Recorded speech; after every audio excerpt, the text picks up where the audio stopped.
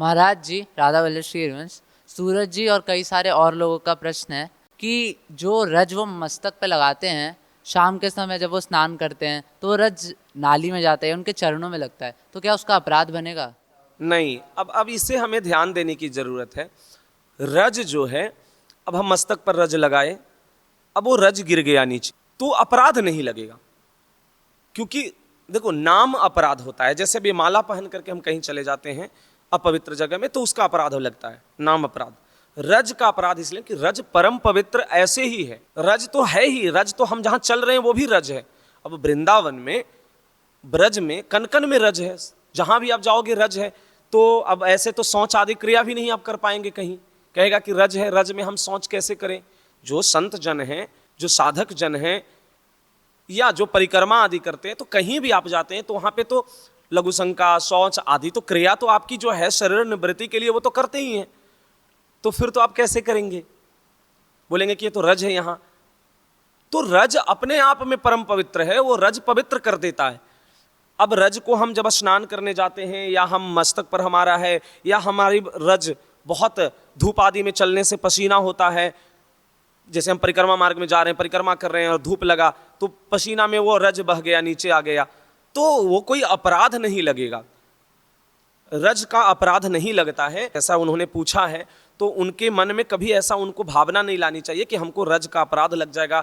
हम स्नान कर लिए, रज लगाए हुए थे, या हमने अपने मुख को धोया तो रज नीचे आ गया। नहीं, उसमें कोई अपराध नहीं लगेगी, रज में कोई अपराध नहीं है।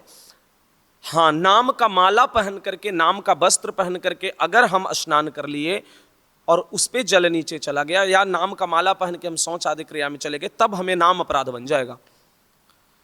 नाम आदि लिखे हुए नामों पर अगर चरण पड़ जाए, पैर पड़ जाए, तो नाम अपराध बन जाता है।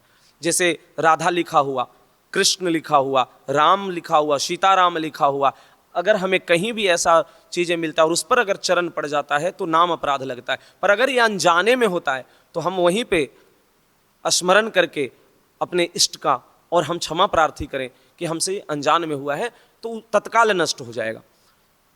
पर अगर जानबूझ करके कोई ऐसा कर रहा है तो नाम अपराध लग जाएगा, नाम अपराध बन जाएगा, और ये बहुत बड़ा अपराध है। नाम अपराध, वैष्णव अपराध, ये सब बड़े अपराधों की श्रेणी में है।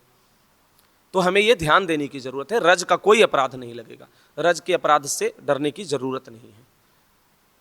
रज तो पवित्र कर देता है। रज तो आप शौच आदि क्रिया करने के बाद हाथ में भी लगाते हैं, तो आप कहेंगे कि अरे हमारा तो हाथ अपवित्र था और हमने रज लगाया।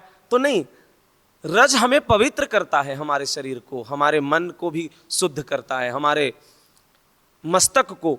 तो हम मस्तक पर धारण रज करते हैं, हम हाथों में लगाते हैं, हम पूरे शरीर में रज लगाते हैं, तो चरण में भी लगता है रज, चरण के नीचे भी है रज। तो रज से अपराध की डर नहीं है, और अपराध का कोई ऐसी भावना उनको बोध नहीं होना चाहिए, और उनको ये मानना चाहिए कि रज जो है वो पवित्र करने वाला है, वो अपराध नहीं देने वाला है।